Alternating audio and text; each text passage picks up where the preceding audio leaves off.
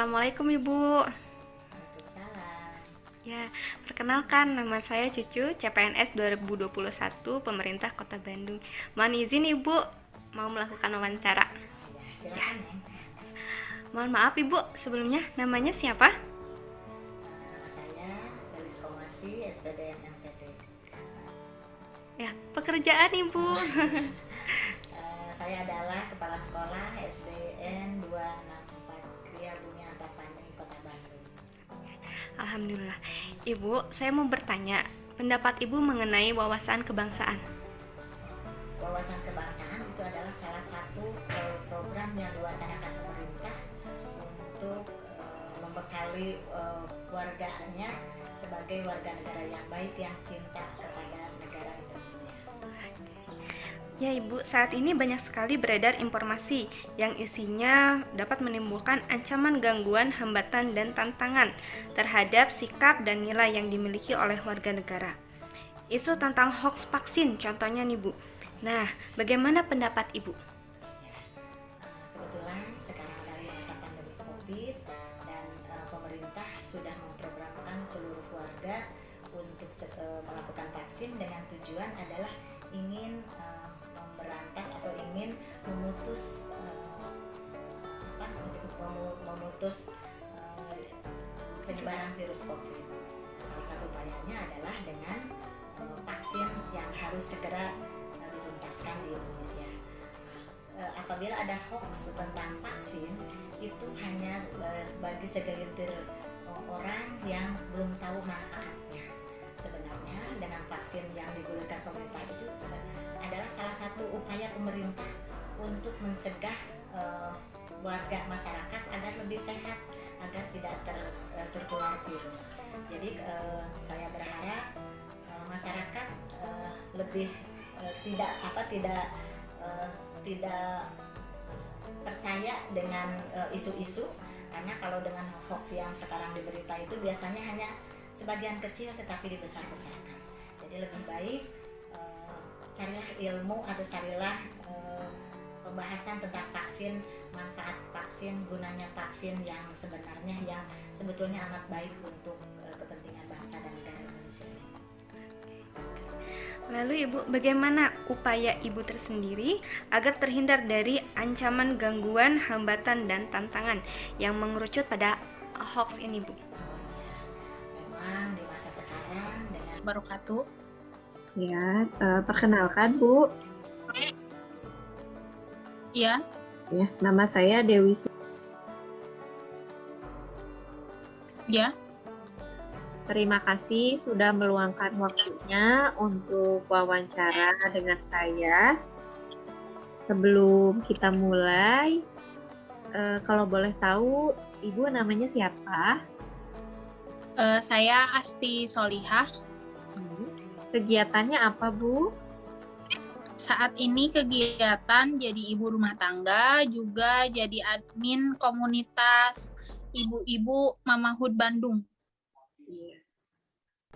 Baik, izin saya mulai. Bagaimana menurut Ibu atau pendapat Ibu mengenai wawasan kebangsaan? Menurut saya wawasan kebangsaan itu penting karena untuk ilmu bagaimana kita bermasyarakat yang menjunjung tinggi persatuan dan kesatuan agar kita hidup bermasyarakat itu bisa aman dan damai seperti itu. Juga agar kita tahu bagaimana cara menjadi warga negara yang baik seperti itu. Di negara kita saat ini banyak sekali isu-isu yang harus dihadapi. Isu tersebut merupakan salah satu bentuk dari ancaman, juga hambatan ya dalam menjalankan kehidupan bernegara. Salah satu contoh isu yang saat ini hangat dihadapi oleh negara kita yaitu mengenai penyebaran kabar bohong tentang vaksin COVID-19. Nah, menurut Ibu sendiri bagaimana pendapatnya? Kebetulan untuk saya pribadi itu mengalami kendala yang ditimbulkan oleh penyebaran hoax dari vaksin sendiri. Karena sebagai contoh, orang tua itu jadi sulit untuk diajak vaksin seperti itu.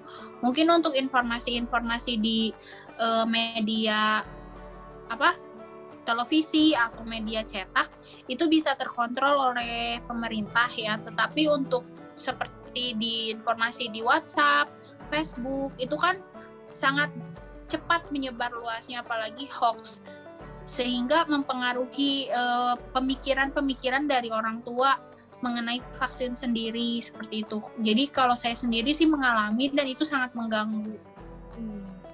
Jadi hal tersebut sangat mengganggu ya terhadap ibu dan juga keluarga ibu. Betul. Iya, lalu apa sih upaya yang dapat ibu lakukan dalam memerangi penyebaran informasi tersebut? Kalau saya pribadi itu update informasi, karena kan yang namanya ilmu pengetahuan itu berkembang terus, apalagi ini kan virusnya baru, sehingga update informasi terus dari narasumber yang yang terpercaya lah, yang mempunyai kapasitas di situ. Jadi informasi yang dapat dipercaya, lalu saya bantu sebarkan dan memberikan pemahaman kepada orang tua dengan cara yang santun agar mereka paham sebenarnya apa sih yang sedang kita hadapi sekarang dan bagaimana membantu pemerintah juga, seperti itu. Jadi lebih mempercayai informasi resmi ya gitu dari pemerintah. Betul. Barangkali seperti itu ya Bu. Kemudian Iya. kan salah satu dari kita pribadi untuk membela negara kita.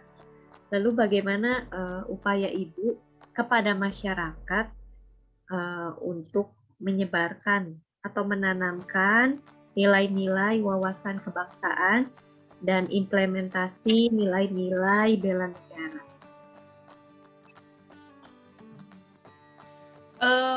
Kalau saya sendiri membantu memfilter apa yang informasi yang layak disebarkan dan tidak layak disebarkan. Misalnya jika ada informasi hoax yang masuk ke saya, biasanya saya bantu untuk menjelaskan dan memberikan fakta sebenarnya agar mereka paham dan tidak menyebarkan kembali informasi hoax tersebut. Lalu untuk jika ada informasi fakta yang resmi, itu saya bantu sebarkan kepada masyarakat yang tidak terjangkau, seperti orang tua yang tidak memiliki alat elektronik, itu saya bantu sebarkan dan informasikan, seperti itu. Ya, bila secara umum bagaimana Ibu menyebarkan mengenai nilai-nilai wawasan kebangsaan dan bela negara kepada masyarakat? Ya, secara umum membantu kinerja pemerintah sih, misalkan kayak pemerintah menyediakan vaksin, ya kita ikut mendukung pemerintah. Pemerintah memberlakukan PPKM, ya kita taati bersama, karena sebenarnya apa yang dilakukan pemerintah kan untuk kebaikan kita juga. Nah, biasanya saya bantu menginformasikan informasi-informasi seperti itu, seperti di status WhatsApp atau di grup komunitas, seperti itu. Istilahnya membantu meluruskan pemikiran-pemikiran yang salah mengenai isu-isu yang hoax gitu. Ya, jadi dengan cara meluruskan ya Bu ya, meluruskan informasi yang ternyata bohong begitu ya di masyarakat. Ya.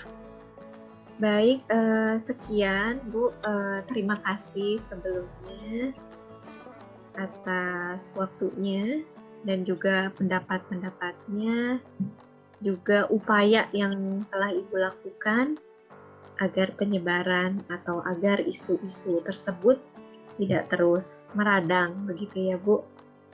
Betul. Iya. Baik, terima kasih. Wassalamualaikum warahmatullahi wabarakatuh. Waalaikumsalam warahmatullahi wabarakatuh. Assalamualaikum warahmatullahi wabarakatuh.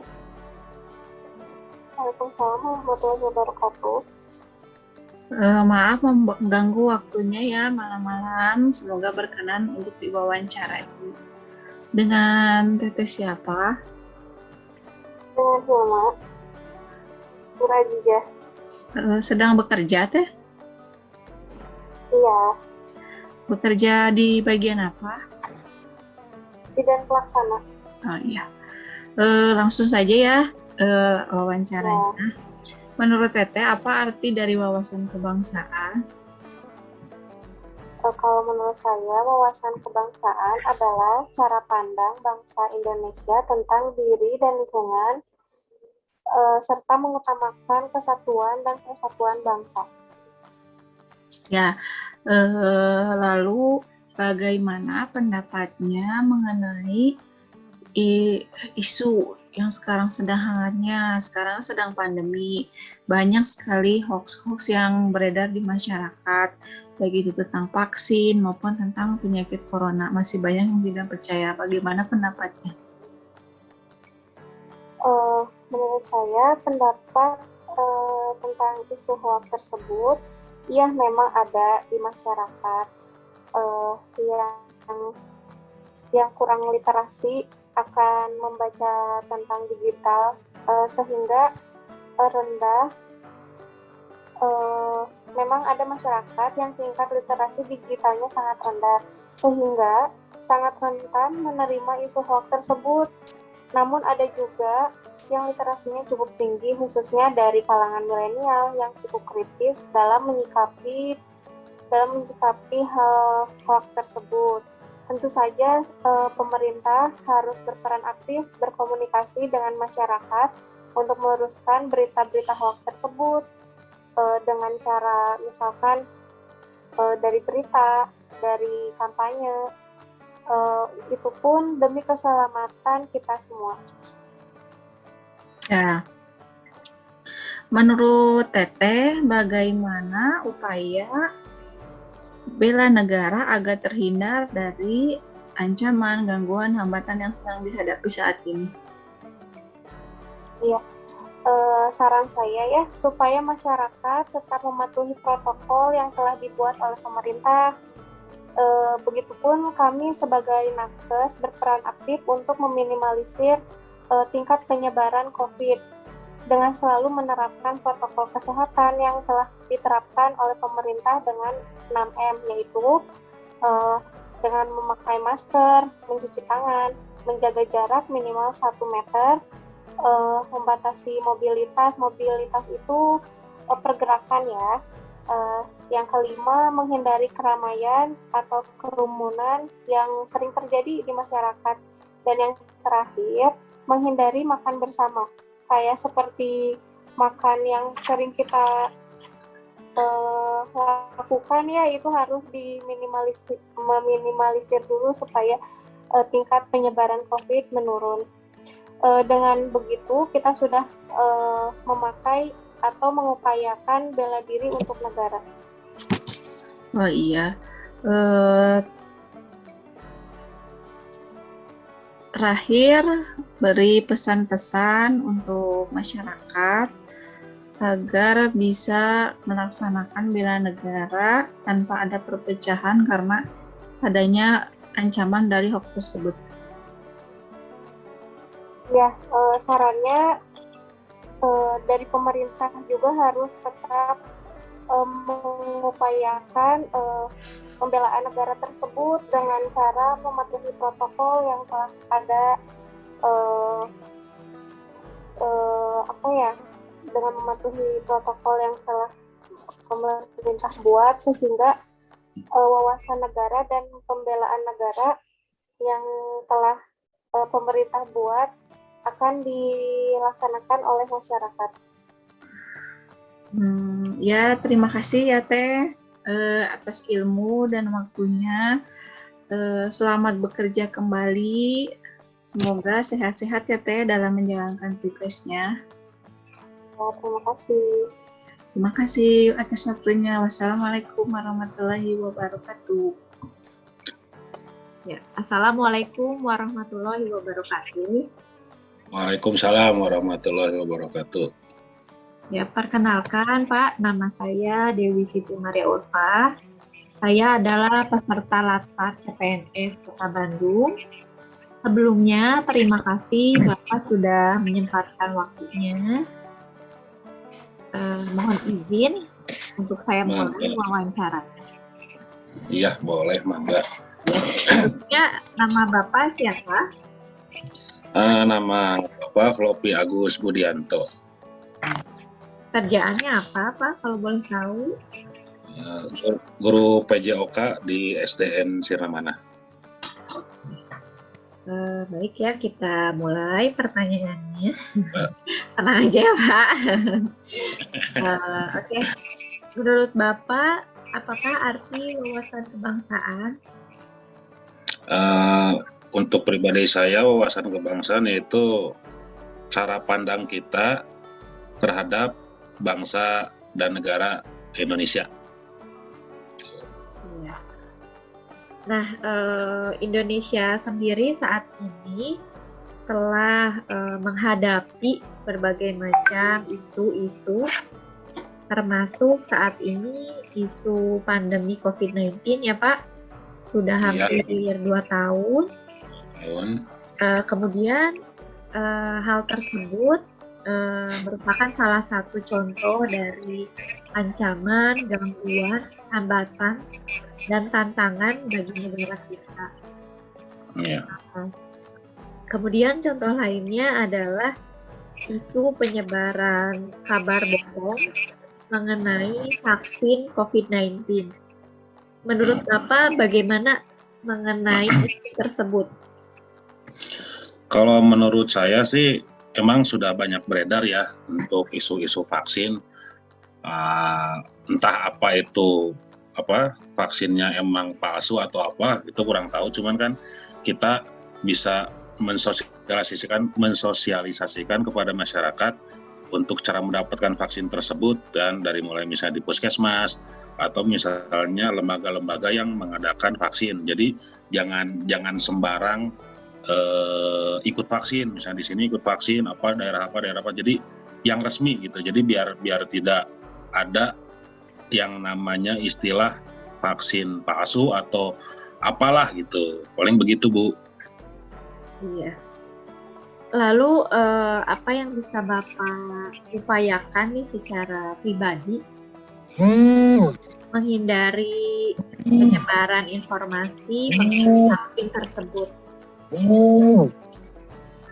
Gimana? Ulangi Bu. Ya. Bagaimana upaya Bapak sendiri mengenai atau menghadapi isu dari kabar bohong tentang COVID-19? Kalau untuk saya sendiri sih ngelihat kayak hoax atau misalnya kabar isu tersebut, sebetulnya sih ya mungkin yang namanya COVID itu ada ya, namanya corona itu ada. Mungkin di sebagian besar bahkan mungkin keluarga sendiri pun ada yang sudah pernah mengalami ya, berarti kan corona itu benar ada.